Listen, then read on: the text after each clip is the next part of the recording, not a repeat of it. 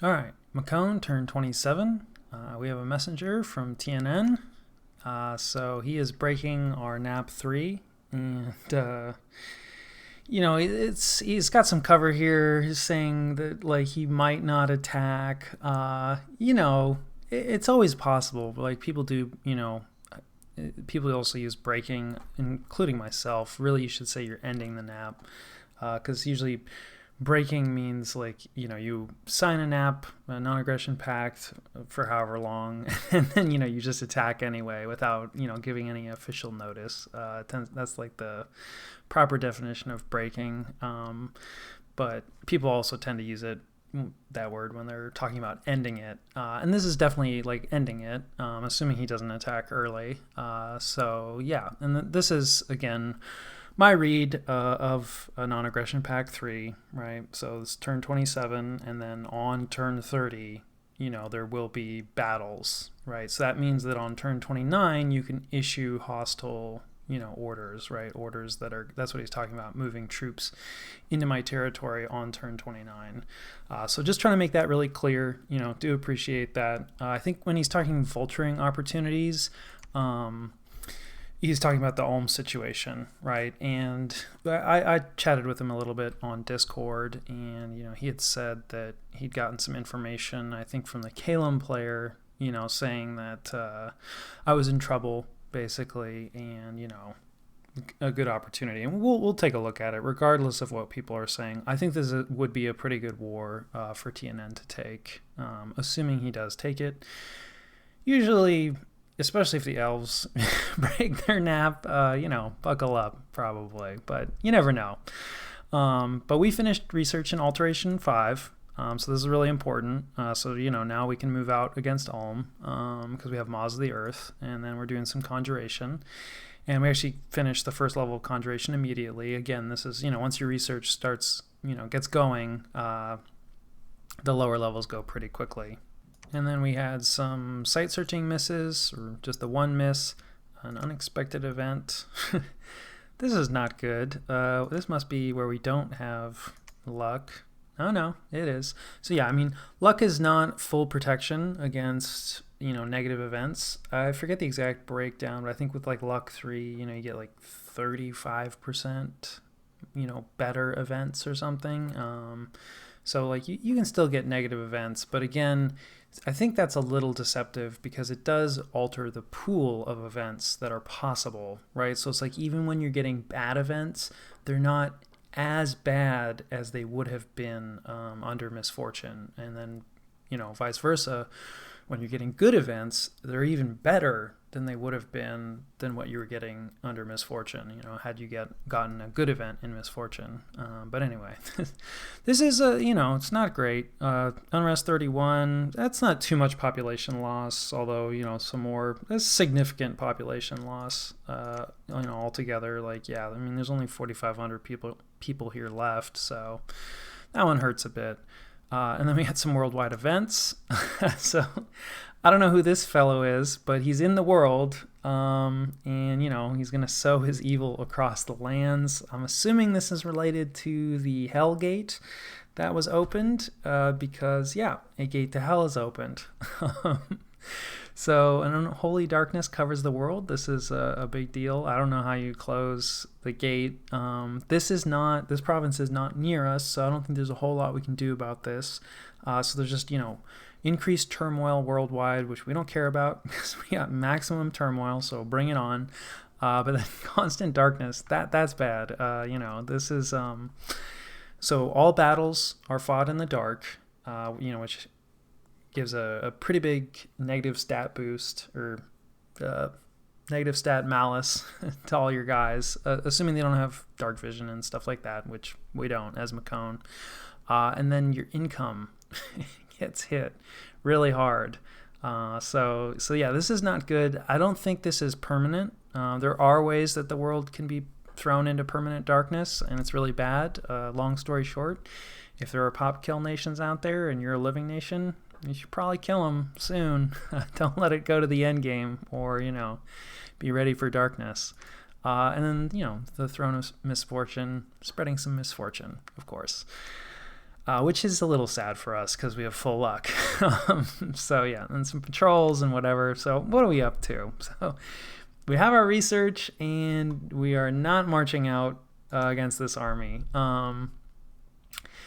We are in kind of a hard spot here because, we have 3 turns, which is not a lot. So, assuming that we just launch ourselves like right away, right? We go 1, 2, assuming Ulm plays ball, and then 3, and, then there's like, we're going to be getting attacked, and we're not even in position to defend our capital or really anything along our southern border here. And we certainly won't have any time to really replenish many casualties, right? It's like, this like 3 here, right, where I come back, after a successful victory, of course. Like, what else could possibly happen?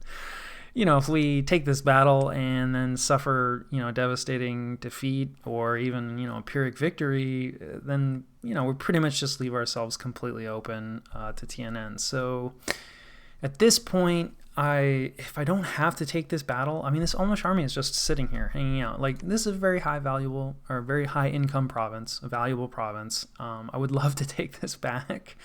They don't make actually that much money off this province, and like, he's just been sitting here, so it's kind of like, if he wants to just keep sitting here, like, as far as I'm concerned, that's kind of okay. There is an outside chance that TNN is working with Ulm, but I don't think so. I kind of get the sense that this player is certainly active in diplomacy, but I think he's mostly looking for.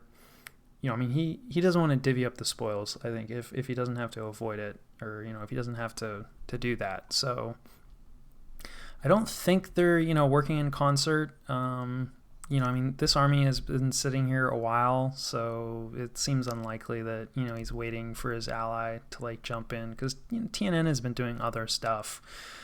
So anyway, so we're not marching out to meet this army, as you can see. Instead, we're going after this throne, which has its own issues. I think, the amount of forces that we're bringing against it, right? So, we're bringing our expansion gigantes, a crap ton of peltasts, these hoplites, the human hoplites that we're going to use against Ulm, they'll work fine here too. Our heavily armored gigante hoplites, more peltasts, some Maws of the Earth casters, like a ton of our polemarchs, some of them kitted out like as thugs on the flank, and then like these guys in front to do some earth meld and then just break up the enemy formation. So pretty much exactly like this is what we would have used against that Almost army, and may still use against that Almost army, but instead we're throwing it against this throne.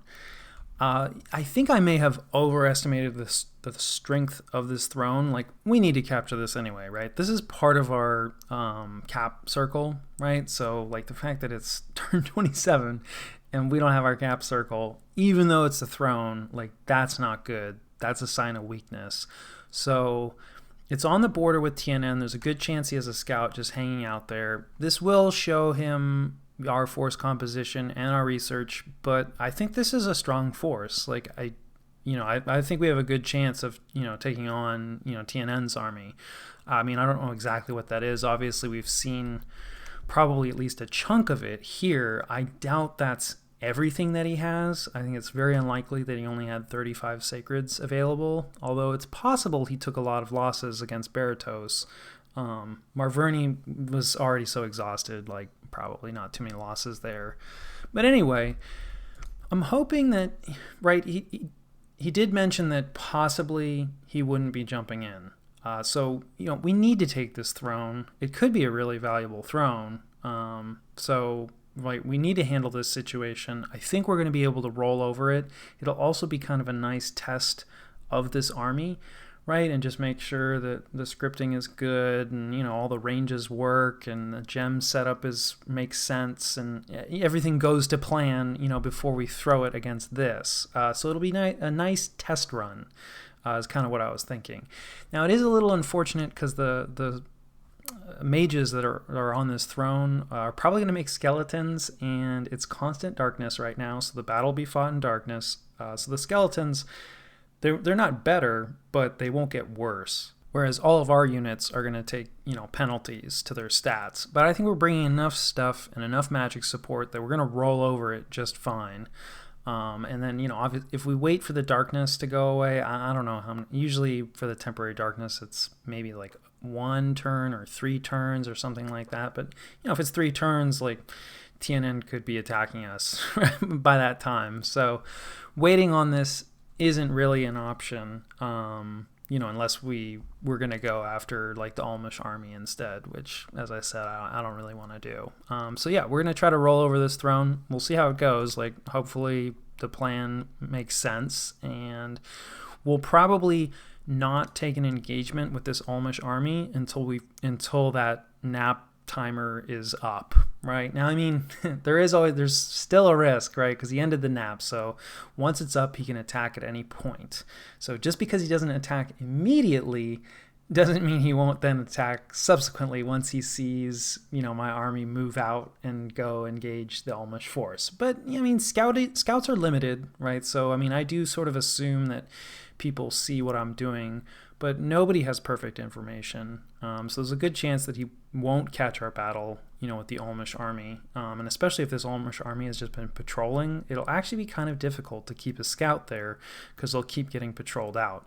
So it's possible we'll be able to take an engagement against this, and, he won't really know what has happened. And if he doesn't attack when the nap, expires at the first opportunity, then it's like possibly he won't be attacking. And we can't really just sit here doing nothing about Ulm. I mean, having to sit for 3 turns doing nothing about Ulm is bad enough. And just because TNN could attack after that point, assuming he doesn't, we can't afford to just do nothing for the rest of the game. So we'll have to go, try to deal with Ulm at that point. We'll have been able to build up more, and we'll be able to leave some stuff behind, to kind of cover ourselves a little bit, in case TNN does attack at that point.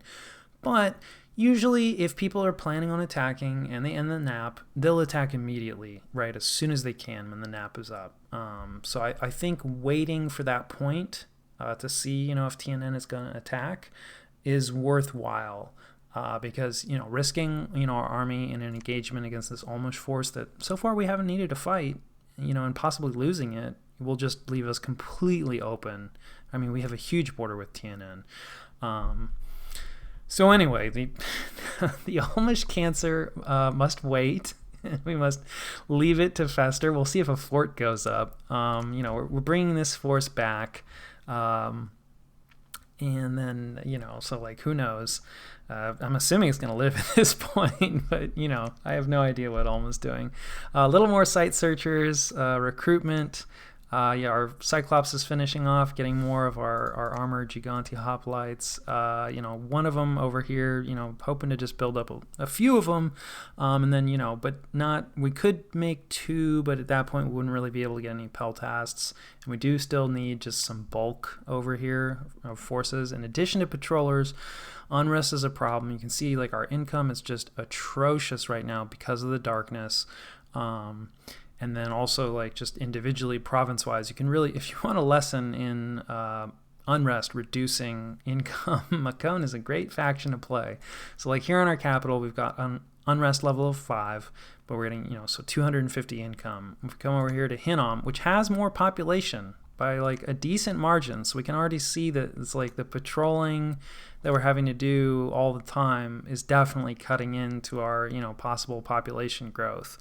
But, despite Hinnom having more population, because they're up to 28 unrest, because, I threw away all the peltasts in Kunaral instead of patrolling, we're only getting 162 income, right? So there's a huge drop-off. So, controlling that unrest, really important. I've talked about it before, but, it's a constant drumbeat for Mekone. Like, it's something that you always need to be thinking about. And even with other factions, something to, keep in mind. So yeah, I think that, kind of a slower turn here, and then just talking a little bit, like, even aside from any diplomatic shenanigans, and there very well could be some diplomatic shenanigans because the Kalem player was extremely active in general, and especially just kind of a constant drumbeat of trying to just stir up people against TNN and really like focusing as like, oh yeah, they're a big threat. And I mean, they are a big threat for sure, right? Like they're on 3 capitals now, and they have a strong bless, and TNN is a strong nation in the hands of a strong player. Yeah, that's a danger. But anyway, even aside from any diplomatic shenanigans, I do think that this would be a pretty good war for TNN to take, right? Like his capital is right here. It's super close to our capital. So, odds of us like running into each other and having a fight over the course of the game is like pretty high anyway, right? And it's easy reinforcement for him. His sacreds are capital only recruitment, and that is a big consideration, right? If he's taking a heavy bless and he's planning on using his sacreds a bunch, his sacreds, they're only map move 1, I'm pretty sure. He's got that swiftness, but I don't believe that helps on the strategic map. So it's pretty much like 1 province a turn that he's moving with them. So the farther that he takes wars from his capital, like the harder it is for him to take advantage of that, really good bless and his really good sacreds. So we're really close. So it's good in that sense. There's a throne right here. He needs those to win, right?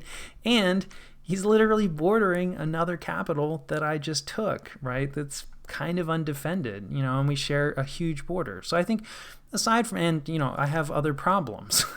So aside from any diplomatic shenanigans, I do think that this would be a good war for TNN to take. So yeah, we'll see what he plans on doing. That was turn 27. All right, Mekone, turn 28. We received some earth gems from Calum. This was for forging a dwarven hammer, which I believe we're actually getting to this turn because we're just getting our first Cyclops, who is the guy who can actually forge that for us. We finished some research in Conjuration and continuing up to Conjuration level 3. There was a throne claim also by Calum. Very nice. Let's see. We had a miss for our site searching, and then there were a few battles. Not sure what happened here. Yeah, this looks like a ping of some kind. Yeah, so not sure why Kaelasa is pinging us. That's, his commander just retreats immediately. And then, that's pretty traditionally how you ping to just see what's in the province. We don't really have any stealthy units, and this is a border province, so I don't know what was going on there. Definitely not a good sign, though. We do have a nap with them, but obviously diplomacy is non-binding. TNN might be coming in on us. We have Ulm problems, so yeah, that's definitely a little scary to see. In the good news department, though, Niflheim is attacking Ulm, and we'd definitely been pushing for this. I don't know if it was, our diplomatic efforts that, tipped the scales, but I think this is probably a good attack for Niflheim. Wow, this is quite a large battle here. So this must be the other Ulmish force that was like picking up these heavy infantry that we'd seen on his capital, and it's pretty similar in composition, really to to the one that's been hanging out in our territory that we've been pretty worried about. So let's see. And there's really not a whole lot to say, because there's really no mage support, right? So it's like these guys hit really hard; they're good troops, and then these guys are bronze heavy infantry, so they'll do some fighting. Niflheim, on the other hand, we have not really talked about. So looks like he's got Horde of Skeletons. That's enchantment 5. So research is focused. He's got a higher level. No, actually, we just hit alt 5. So probably roughly on par with our research. It's a good spell. Spamming out a bunch of skeletons is a solid tactic. Extra nice that it's dark right now. So he's got, a lot of these casters. Gaijas? I hate trying to pronounce stuff. Anyway, we're going with Gaijas. They're good casters. And a lot of them, I think this is, random somewhat. So it's like, some of these are death 3, this one's only death 1. But a lot of them are pretty high level death casters. That's what you need to pump out all these skeletons. And then, he's got some of his sacreds here. Let's see his bless. I don't think we've seen that yet. So, pretty simple. 5 fire, shock, and then regeneration. But simple doesn't mean bad. So I mean, regeneration is great on like a giant chassis. These are kind of just the guy, right? When you think regeneration, you think Niflheim with these Nifl giants. And then, fire and shock resistance, like those are very common elemental damage types. So, getting some resistance against that is really nice. Like the regeneration is going to help them out the gate, and then the fire and shock is going to help them down the line against other players. So these are some scary sacreds, and they've got their cold aura. It's looking pretty cold here. Like Ulm likes, I think, cold 1. And it's not uncommon for people to dump down to like cold 2 or 3. Like, let's see. So it's cold 2 right now. So not quite maximum cold, but still pretty cold. So, they get cold power, so their stats are better in the cold. They get this ice protection, so their protection is better in the cold. They get a chill aura, which is better in the cold. So anyway, the ice giants, they like it to be cold. So yeah, and then let's see. He's got some of these werewolves, these Scrotty back here. What did they... Are they part of a communion? They are. Okay, so I don't want to dive too much into communions because we are not playing a communion nation, but it's just a way to kind of group your mages together and let some of the mages, the communion slaves, so these guys, they're communion slaves, they don't do any casting, right? So normally these guys are casters, in addition to being decent thugs, just totally separately, but they're casters. But as a communion slave, they will do no casting. Instead, what they will do is they will take the burden, some of the burden of the casting that the masters do. And when I say burden, I mean the fatigue burden, right? Because you always got to think about fatigue when you're doing your spell casting. You're usually not going to get off all that many spells, before your mages fatigue out, especially if they're very powerful spells. So anyway, communions are a way to sort of handle some of that fatigue load as well as boost your communion's path levels. And it doesn't show here, I don't believe, but we can take a look. So there's 2 communion slaves, so all the masters get all their paths boosted by 1. And the more communion slaves you have, the more that you boost your masters. Now in this case, I think he's mostly looking at fatigue reduction because not this caster, so she actually is taking advantage of the path boosting because you need death 2 to do the horde of skeletons. But for a lot of these casters, this one too, and that one too. So actually a lot of them are taking advantage of the boost, but like this one doesn't need the boost. It'll still benefit from the boost, right? This one definitely doesn't need the boost, but will still benefit. But anyway, so these Scrotty, these werewolves, I think it says werewolf now. They're normally called Scrotty. They're going to take a lot of the fatigue load. Now, part of the problem is it's a blood communion. There's a couple different ways you can enter communions. Blood is one of the ways in, but casting the spell to enter a blood communion is quite fatiguing. Now, there is ways to reduce fatigue with blood, so we'll see.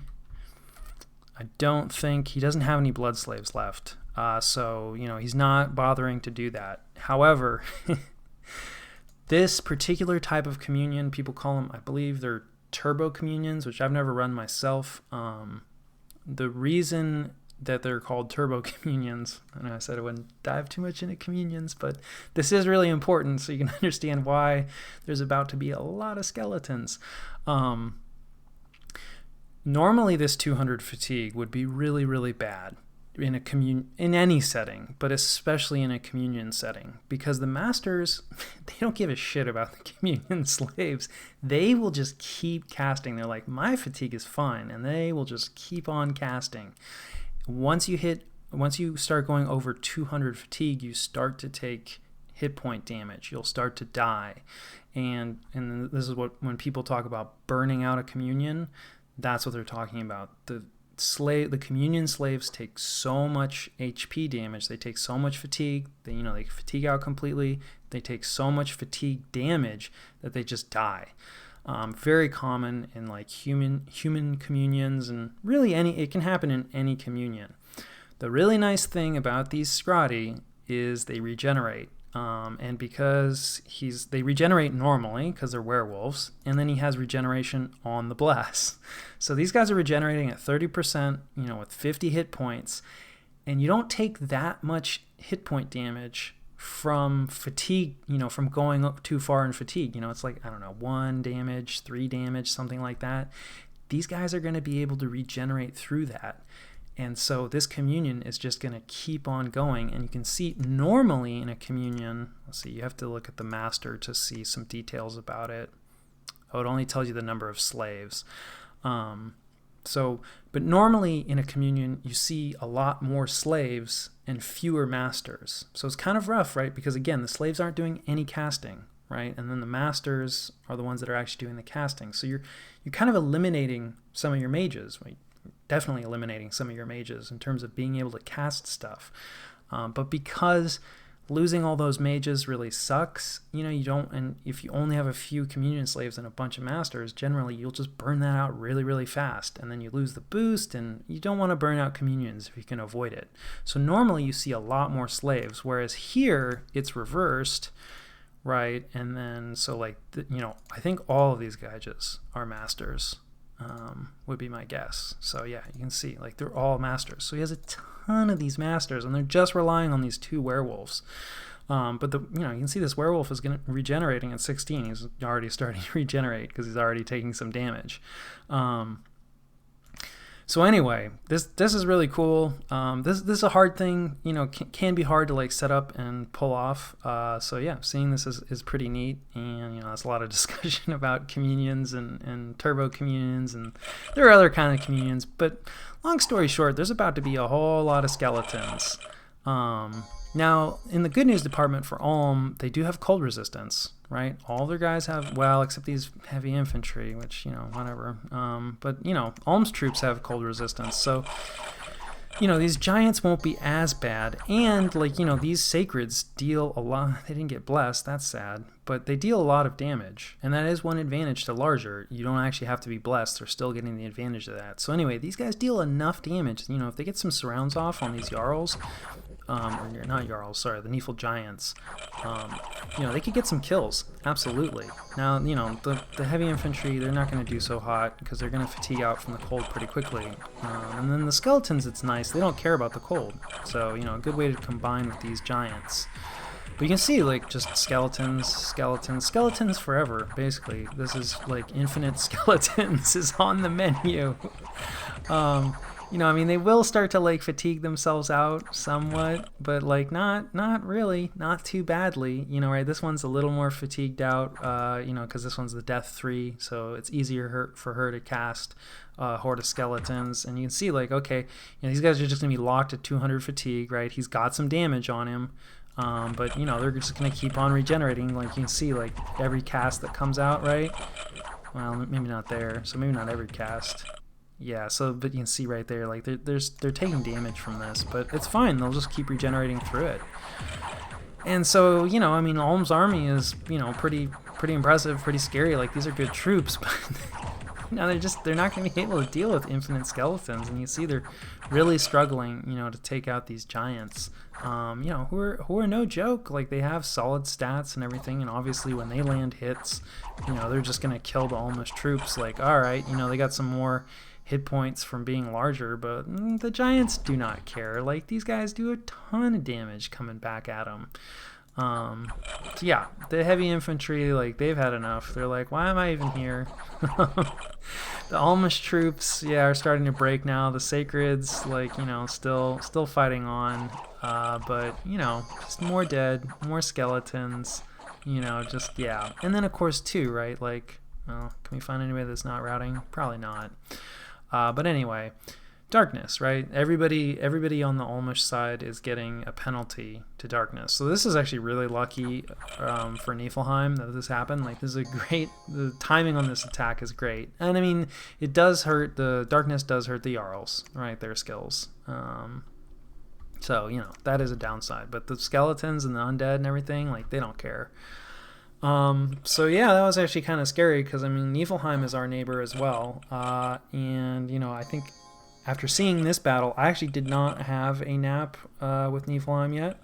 But I definitely used this opportunity, jump in and congratulate him on crushing this army and suggesting that we should sign a nap. Um, because certainly, worst case scenario, like the Olmish army doesn't, in our territory, doesn't return to defend himself. Niflheim just cleans him up and then turns south on us, and TNN jumps in, and then maybe Kalasa too. It could be bad here in a second, so we'll see. But anyway, we've got our army moving out. What do we have to resist all of these possible threats? And how does it do in the dark against a bunch of skeletons? Because, that could be super relevant. Thankfully for us, the computer is a heck of a lot less good. They are not going to make infinite skeletons. So all of our guys are hanging out, for mostly just so that the polemarchs here, buffing themselves up a little bit. And then there's a little bit of earth meld, right? And then there was Maws of the Earth, unfortunately just sort of hitting like their garbage. Oh, we brought in one of our monsters. I forgot about that. Unfortunately, because he's a flyer, he got out ahead. And you can see his protection is not great. His defense is not great. He doesn't do great in the dark. So even against this militia, he's just kind of dying. But yeah, now our human hoplites are engaging. They're much better than militia. So yeah, and you see like some skeletons coming out, right? That's kind of what these throne casters are going to do. Generally speaking, death casters in the hands of the AI, they're going to make skeletons. Which is not always, we just saw that can be really effective. They always do it. Never count against the skeletons from the AI. So there's some more earth meld here, like really messing things up. This is good news, right? Because like these guys are trapped, especially because they're militia. Their strength is garbage. They've routed anyway, but they're very unlikely to, much less likely to break this effect, right? So it's even more effective against them. Also pretty effective against the undead. Actually, this undead is much stronger than I expected. I think the skeletons might have, less strength. So they have pretty average strength. Earth meld and all that kind of stuff, Maws of the Earth, definitely solid against the undead. And our Gigantes are good enough. Our polemarchs are actually getting up there, doing some work. It's good that they're, mixed in with everybody because, you never want, like, if you have an army, you don't really want your thugs to just be taking all the attention. Our casters are they're not set to advance and cast spells, so at this point they're pretty much out of range and can't really help our army anymore. But they did help us move through a little bit. I don't think we're taking too many casualties here. The Peltasts kind of are getting up in front now because, they've thrown all their javelins and everything. So that's, not great because they're not great in melee. These guys are mostly fatigued out because, they don't have a super cool turbo communion with Scrotty, that they can just drain a bunch of fatigue out of. They're pretty much asleep and probably pretty worried that they're about to get rolled over. They're not going to do so hot in melee against anything, but especially not against our Gigantes. That went pretty well. Probably could have taken this a little sooner. Probably should have taken this a little sooner. In my defense, it has been a bit busy. We lost 24 units, quite a few losses in our human hoplites, which was not fantastic. Peltasts, we really don't care about. A little bit of Bone Tribe, whatever, one of our monsters, and we lost one Gigante, hoplite, the more lightly armored ones from expansion. We found an enormous cauldron of broth, which is a supply item, so that's cool. So we have this throne province now. That went pretty well. I think the script, the only thing possibly to change would be advance and cast spells on these casters that, sort of, once the army moved forward, didn't really help us out anymore. We didn't actually take a look at the casualties, in the Niflheim battle. So we lost like one Jotun warrior somehow who probably was like a bodyguard or something. He already had like a few long dead that he'd summoned on the strategic map, and he lost most of them. Like, who cares? And he did lose 2 of his sacreds, his Nifl giants, and that hurts. But, in return, he almost completely wiped out this force from Ulm, and probably Ulm's capital is basically open now. So this is a huge win for Niflheim, and they're looking real scary. And you can see these guys, no joke, 95 kills here. And as a hopefully final note on these heavy infantry, brought 43 of them, no kills. And in their defense, it's hard to kill Nifl giants, and they did kind of go up against mostly Nifl giants. But still, no kills. Like, the Ulmish troops, they got kills. A lot of those were skeletons for sure. But I mean, I just, yeah. If you really need infantry, and for some factions that don't have good troops, heavy recruitment of these independents can make sense. But I just think for Ulm, right, I think this just tells the story right there. It's not useful. So we had some unexpected events. People have just been disappearing. Might be the work of demons. I don't know. There's a Hellgate open or something. Like, it's probably fine. More people probably just running away. No worries. Somebody got wounded, got shrunk. This is always kind of hilarious. We have a smaller than normal researcher out there. And then, somebody got staked. Traditional death in our lands, in our province. That's not good. And then the Throne of Gaia is giving everything growth worldwide, which doesn't matter for us so much because we have full growth scales. Also, I think this causes independent attacks, which we'll probably be seeing in the upcoming turns. And then we had some worldwide And then, the Necromancer sucked the force of life from a whole land, which I think already happened once. So, yeah, I'm not really familiar with this event, but it doesn't sound good. Hopefully it's nowhere near us. And then Satis died. Not sure what happened there. So, goodbye, Satis. All right, so what are we up to? Not a whole lot. Again, this Ulmish army is just hanging out, so we're not looking to challenge it. And considering that Niflheim's force is right here, one away from his capital, I'm really hoping that this army just goes away, so we can get ready for TNN. And, best case scenario, TNN doesn't attack us, right? Sees like this Niflheim attack and is like, oh no, those diplomatic rumors were wrong. And we can get a minute to just kind of catch our breath, like maybe build a fort, something like that. I think darkness is done because our income has gone back up. We haven't really captured anything. I guess we did capture this, but income 13, so probably not from this province. So we're moving our army back to the capital. Again, we're sort of stuck right now, so the capital is as good a spot as any. We're moving our Pretender God out to claim this throne, right? Because we just have the province. We have to claim it. And it's the Throne of Life, which is a really cool one for us. Mostly. We don't get the advantage of this growth +1 because we have full growth, so that's sad. But spreading the Dominion is nice, and then 3 nature gems a turn is really nice for us because I don't think we have any... Yeah, we have no native nature income, right? We get we have 22, thank you, luck. But, we don't actually, normally get any every turn. So, that'll be really nice. Nature gems are useful. Using our god to do it is kind of sad, but we don't have any, recruitable holy threes, and our prophet is all the way over here trying to preach, trying to get, our dominion up. We're pretty narrow over here, so, and we would really like some luck, in more places. We don't have luck scales everywhere. This is the throne in all likelihood. I think, that Calum, this is the throne that Calum captured, which is unfortunate because, this is probably... Oh no, this is Ulm's dominion. Interesting. I guess he has been in these provinces for a while, but this will start to push as well. Anyway, we definitely don't have our dominion up here, and so our prophet was over here preaching, trying to get our dominion up, and to get him all the way over and claim this, forget it. So we're using our god. Still doing a little site searching and everything. This group survived, so they're headed over to Hinnom in case, TNN does attack. Hinnom is the weaker location, right? We need help over here, so they're headed over there. And then, we don't want to be completely static against Ulm. So we are sending out our militia again, and we have reinforced them with a second Etten to join our hero killer Etten.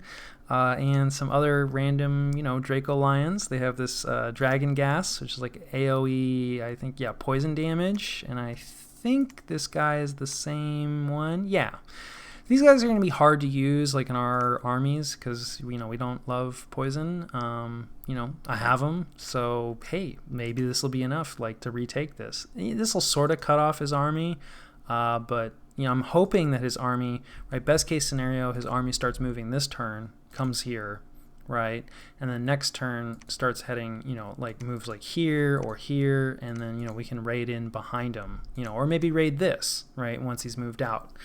So anyway, just want to get some raiders out there, and again, if he decides to all in on my capital and we lose this raider force, like that's fine, and hopefully the poison, will soften this army up a little bit for us. So yeah, like a lot going on. It's still up in the air. One thing actually I forgot to mention last turn, apologies. I did actually have a scout here because I was looking for those northern neighbors to Ulm, which is less important now, right? Because we managed, Niflheim decided to jump in. Probably, Niflheim is close. Like this is, right, he's here, Ulm is here. This is kind of similar, almost the exact same situation as me and TNN, right? So like this is not a crazy war for Niflheim to take. And that's usually what I don't you want to try to convince people to do things that are in their best interest, because you'll be able to convince them of that generally. I don't know, maybe you're a genius and you can convince people to do stuff that doesn't make any sense for them, but for me, I usually try to convince people to do things that are advantageous to me as well, absolutely, but also in their best interest too. And those are the best alliances. But anyway, we were looking for northern neighbors, and we found 3 different northern neighbors. So Agartha has this province, Machaca has this province, and Rus has this province, which is actually really bad news we'd really like to see in terms of convincing someone to come in on Ulm. If one power held all 3 of these provinces, that would be ideal, right? Because it's like, it's going to be awkward for any one of those individual powers to try to snake their territory out in like this weird line that all these other different, nations could then cut off, right? So we were very sad to see like 3 different northern neighbors. But it turns out we don't even need them because, Niflheim is looking really scary. So yeah, just continuing to push around our scouts, moving this guy onto the capital here, expecting Niflheim to jump on the capital. We'll see. Obviously I was expecting Ulm to jump on my capital way sooner. So could be wrong, but I see no reason why, especially after a win like that, you wouldn't jump immediately on the enemy capital. So yeah, I think that covers turn 28. All right, Mekone, turn 29. We have a throne claim from Ermor here. Which is, good for them, not for us, but they're not too close, so not the end of the world. We found a magic site, maybe a fort, not a fort. I think this is a water gem, which is good. I don't think we have a whole lot of water income right now, so that's nice. There was a battle in Ulm, so Niflheim, no faffing around, went right in on the capital. I absolutely think in most situations, if you can, this is what you want to do. And this looks like the standard PD, and I think there's no confusion about how this is going to go. So, yeah, no losses, no more PD. And I would say Ulm is in quite a bit of trouble here. Some unexpected events. So Crone, Misfortune, that's sad. This looks like some fortune. So we got a Ring of Frost, kind of Gossamer cloth is an interesting item. We'll talk about it a little bit. I don't know how useful it is for us, but it's interesting. We found just gold deposits, so there's a gold mine here in this province now. This definitely feels like luck. This is really nice. We could really use some income. And then, yeah, just our patrolling, always patrolling, killing those helots are, disobeying. So yeah, now this province where we got the gold mine, it actually shows up like as a site. This population, like 3,900, like that's terrible. But now this province actually has like pretty good income. So yeah, it's really nice. And we do have luck here. So probably luck related. So what are we doing? The Ulmish army has finally moved out. He did not leave a fort behind, which is sad. Still looking for that free fort. So I guess he wasn't building a fort there. I guess, you can leave it. It could be partially constructed. but we can't finish it. So he may have just decided to abandon it completely, right, and not finish it for me to be a free fort. So that would be a logical move. So who knows whether he was building a fort there or not, or yeah, I really don't understand. But anyway, I do understand this, right? His capital is being besieged. He's got problems. He's not making any headway against us. And we just waited this army out, my genius play here. So we're taking that raiding group and, we're sending it right in. This is a little risky because we could bump into this army, but friendly movement always happens before enemy movement. So if he chooses to move here into this province, he's guaranteed to move out first, barring like some kind of, you never know with Dominions. So there are some weird corner cases, but yeah, especially with a group like this that we don't care about, it's fine. And in my experience, it's extremely difficult to catch enemy armies with regular movement. If you're trying to move into a province where they already are, even if he makes this move into Niflheim's territory, right, which is enemy territory. So at that point, right, it's like, well, there's like kind of a 50-50 chance. In my experience, it's very difficult, to catch an army in this way. It's somewhat randomized. My understanding is generally the larger army, it's weighted towards the larger army. So generally the larger army is more likely to get to make its move. Obviously he has a larger army here, so I think this is actually a pretty safe raid. However, in case it all goes wrong, we are moving another raiding squad out behind. This is much more investment. There's 2 polemarchs that are geared out, and, we've got Caster here, just like one of our researchers, who is going to, try to bless them up, right, because these guys can't bless themselves. And then he's also going to cast Iron Warriors, hopefully on them. He should cast it on them, because generally the AI prioritizes the highest hit points that it can get a hold of for its buffs. And since, these guys stack on top of each other in the same square, their square's hit points will be higher than his own. This is a 1 square buff. It's the same as Iron Skin, so it's going to raise their protection a bunch. Now these guys can cast Iron Skin on themselves, but this reduces their fatigue load, right? This is a spell that they don't have to cast now, and the overall script is less likely to be interrupted because they only have to get 2 spells off, right? This guy has to get everybody has to get 2 spells off. I have another blessing, like just in case he can bless himself. You never know, they miss sometimes. But overall, like the script is only 2 spells long, so it's less likely to be interrupted because it's shorter. And then these guys take less fatigue because they have to cast fewer spells. And this guy's going to be here anyway because to bless him. It is definitely dangerous to have him here. He's just a squishy mage. He can Iron Skin himself and everything, right? This is just for his own survivability. This is going to cost me gems because Iron Warriors is a Earth 2 spell, and this guy's only Earth 1, so he's got some gems here so that he can boost himself up and actually cast this. This is a little expensive, certainly like in mages, and gems, but it's a much more powerful, raiding group. And so, if our raiders fail, then we'll have somebody to, clean up. Also, right, this is the turn, like, TNN could be launching attack orders on us. Elves do a lot of raiding, so having another, like, more powerful, like, raiding group out here, to potentially start raiding back, maybe like this, or... there's a good chance that the elves are going to do some deep raiding and that we're going to have to counter raid. So getting a counter raider group out there that is hopefully going to be able to deal with some more powerful raiders, because elven raiders tend to be tough, I think is going to be a good thing. So we have another raider group moving out. This group finally making it home, moving, I think, everybody, like site searchers and everything, everybody's going in because, things could get hot here. Just having site searchers loose right now, could be a mistake. Our god is claiming the throne. This is a little freaky because she's out here more or less by herself. There's just a tiny bit of province defense to support her.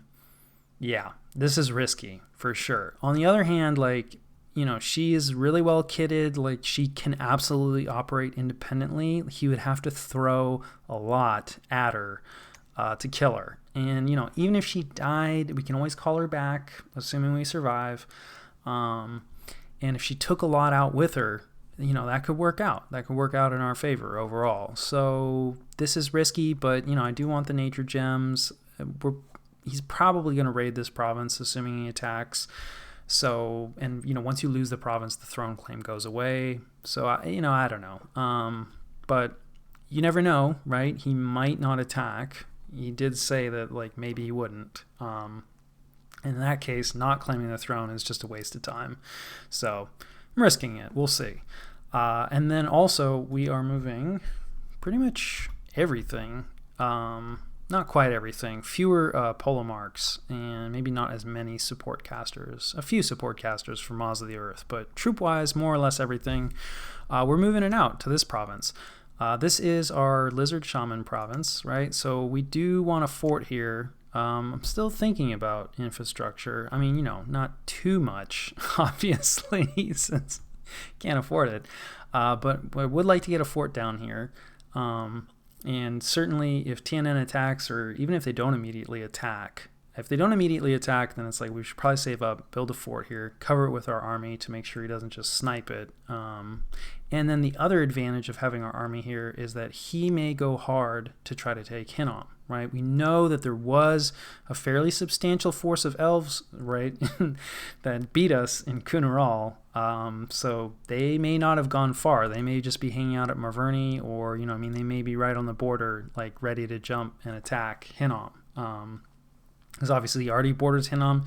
Hinnom is also a capital, right? Very attractive to take. So, having our force in between, right, so that it can support either our capital or either of our, capitals, right, Hinnom or Mekone, I think is going to be advantageous for us. And again, we can maybe split off some of these polemarchs as counter raiders, if things go wrong. So yeah, I think having him sitting here, and then we have so much PD on our capital that, like, short of his full army attacking us, this is going to be able to turn around most raiding unsupported. And we might actually be, are we doing any patrolling? We are. So we are supporting with 3 polemarchs, actually. And this hurts, of course, like anytime you do this, right? The research, so sad right now, because our mages are on the move and not researching. And so, like, long term, our power level is dropping. But, like, in the short term, we're going to live, hopefully. Or it's just wasted, right? Because TNN might not attack. So don't necessarily, like, for instance, if TNN doesn't attack immediately, I'll probably take these guys off patrol, even though that's a little risky. But, you got to get your research in. So anyway, these guys are set up to do some Maws of the Earth, right? To help support, our province defense in case there is a major attack. So I think, with those measures will hopefully be enough. I don't know. It's what we got. It's already super expensive. Hinnom, yeah, we're not even patrolling. In fact, we took our patrollers off because I think I think this is the likeliest place for the attack to fall, and we only have 10 PD here, so if we lose it, whatever, and we don't really have enough, right, to actually, like, resist any kind of, like, substantial attack. So better to just hide in the fort. This is a really good fort. Right, this is our best fort. We know about how good this fort is. It took us a long time to break this down, and elves can really struggle with siege strength. Now that said, TNN did look like he did a good job of recruiting just, a bunch of random garbage, and I call it random garbage, but I mean, if you have a bunch of units, like, that's part of what they're good at, right, is sieging down forts. So I don't think we're gonna have a ton of time to just sit there and wait while he sieges. I think, but we don't see, his random garbage is not stealthy, right? His elves could be anywhere, but his random garbage is not currently on our borders. We are moving some scouts around. Well, okay, we're moving one scout around because most of our scouts were up here because, we had these Ulm problems, and now maybe we're going to have other problems. So we have one scout, hanging out on the capital. We are really, he's just going to hang out. We're very interested in what happens here. We need to know what happens here. And we're still very interested in where this army goes, right? So we're moving this scout here to see, right, does Niflheim destroy it, right? Does Ulm strike out and try to take this fort? Like, this is all still very near and dear to our heart. So we're going to keep an eye on this. And then, yeah, maybe this guy we could pull back. So this is Agartha, Machaca, and then it looks like Russ actually lost his province. So we're going to head in there and hopefully watch Russ recapture it so we can, see his bless, see what's going on maybe. But yeah, maybe maybe could start redeploying this scout, but it would take a really long time for him to get down here. And, all this area is very relevant to us. So I think leaving him up there is not the worst choice. But anyway, we have one scout moving around down here trying to get an idea of well, how big is TNN? Who are his neighbors? Right now it's kind of looking like, Arcocephali, right, is somebody that we should talk to if TNN comes in and attacks us. And I think that more or less covers it for our preparations. Let's talk research. We've talked about Conjuration 3. Construction 3 is going to get us Legions of Steel, and that's really good for our already high protection hoplites. It's going to push their protection even higher, which is something that the elves, right, there's no strength on that bless. They could struggle a bit to actually deal damage. So boosting that up even farther is going to be nice. And then a bunch of evocation magic, which... yeah, is arguable. I do think it's going to help us, right? He had no elemental resistances on that bless, and we can do a lot of fire magic, right? Like Fireball is a solid spell. Fire Cloud is going to suck for him. We can't really do Thunder Strike, right? We're most looking at, fire magic. Blade Wind will be nice in terms of breaking a bunch of his units' glamour, right? Because if you get hit with any projectile... then your glamour goes away, even if it doesn't, do a lot of damage. And Blade Wind is better against lightly armored troops, although even as Sacreds, they're not heavily armored. They have good armor, so Blade Wind won't be amazing in terms of dealing damage, but it will, there's a lot of projectiles, right? And so it'll bring a lot of glamours down, which will help us, right? Because we're going to struggle to connect already. And then if we're connecting with his stupid mirror images instead of the actual... anyway, we want to get rid of those glamours. And then Falling Fires is a very strong, fire evocation that we can cast. And Earthquake, maybe. It's an Earth Wipe that we can cast. And the problem is defense negates any damage at all from Earthquake. And obviously, the defense on a lot of his units is just through the roof. However, in a really big engagement where we get his garbage involved as well... their defense is going to be much lower, so Earthquake is going to be pretty good against all those random slingers and archers and stuff like that. Earthquake will help us a lot there. Also, potentially, this will be hard to pull off and maybe not worth the effort, but we have Maws of the Earth, right? We have Earth Meld.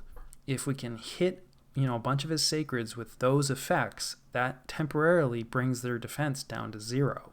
Right, so if we hit him with a bunch of that, and then we manage to get him with an Earthquake, and we get the timing right, Earthquake could actually be pretty devastating, even for his Sacreds. Now, that'll be hard and tricky, so yeah, maybe not worth it. But Falling Fires, not a whole lot to that, right?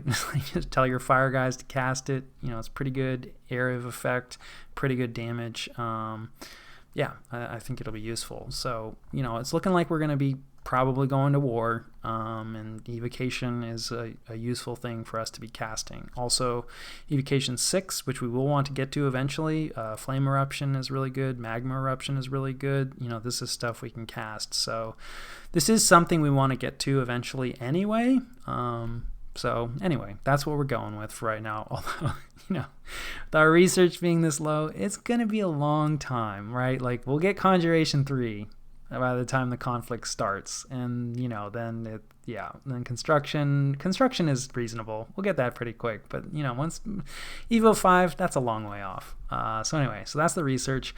Also, can't really see it here, but around this time, and this is when I was contacted by Calum, who I already had a nap with, but he invited me into sort of a long-term alliance, I guess. You're right, it's Dominions, so there's no actual game mechanics governing really any of the diplomacy, right? So people enter into all kinds of different agreements and etc., and it really varies player to player, game to game.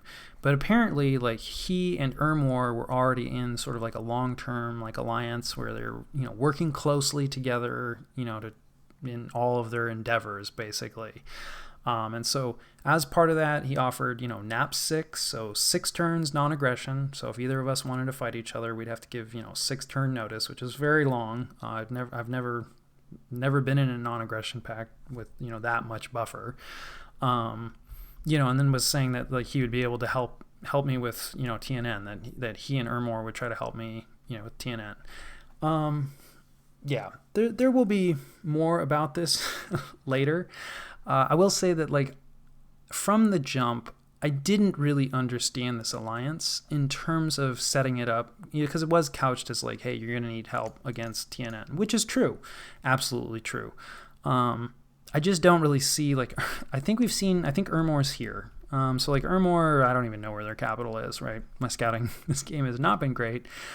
But there's no way. Like, there's no way they're really going to be able to help us with TNN, right? From just like a logical, functional standpoint.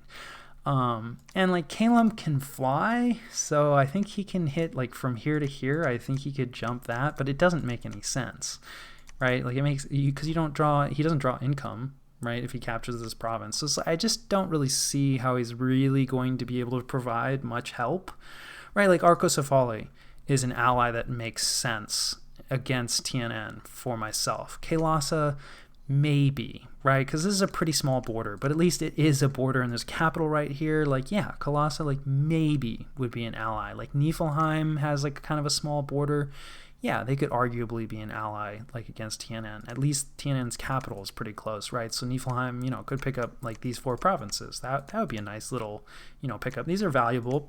Capitals are always valuable, but he doesn't have like a really big border, so even then it's kind of questionable. And then I don't really know a lot about who are TNN's like southern neighbors. Still working on that one.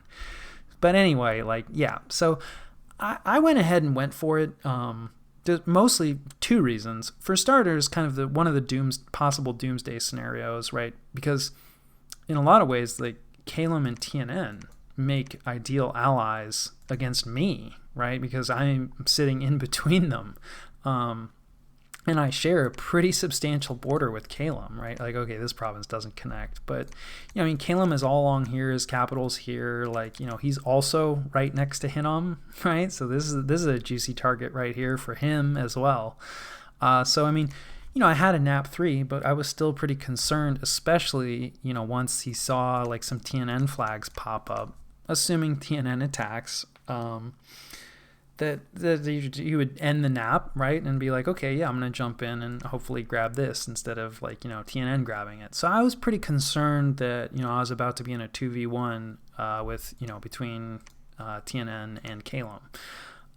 So, the offer of an alliance, it's like, okay, if I can secure my northern border, absolutely. And I'd never been in like a longer term alliance, so I was curious, to see like, okay, like, how is this going to work with these players? Like, let's give it a shot. So I do agree to it, and yeah, we'll see where that goes. I think I haven't talked recruitment on the sexless polemarchs, and that's going to continue for some time, and that does cut into our hoplite production. You can see our resources are kind of low. The polemarchs take a lot of resources as well, although our gold is maxed out anyway. So yeah, continuing to pump out polemarchs. We're gonna need them if TNN comes in against us. They're really good anyway. We have one Cyclops, who he random fire, so there are still some randoms that we want from our Cyclops, our Elder Cyclopses, but we're pretty strapped for money, and they're really expensive.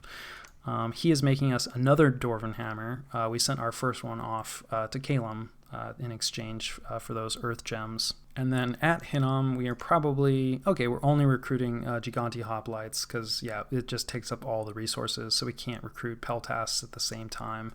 And that's just to try to provide like a little bit of, I don't know, oomph, like killing. Like, the Peltasts are they provide a lot of mass, a lot of bulk, and the Javelins are good, but if you only have Peltasts, like, you better have a lot of Peltasts. So we're trying to get, at least a few Giganti Hoplites here, to just try to bulk this out a little bit. And the desperation continues. So now we're doing more alchemy. So we're doing transmute fire instead with our fire guy. So we're turning probably quite a few fire gems into gold because our gold situation is not good. Unrest 17 on this capital, almost to 300 income from this province. And then, yeah, unrest is not good here either. I think We are doing some patrolling, but not with really any troops anymore, right? Because we're pulling all of our troops off. So anyway, always with the gold problems. But yeah, I think that covers turn 29.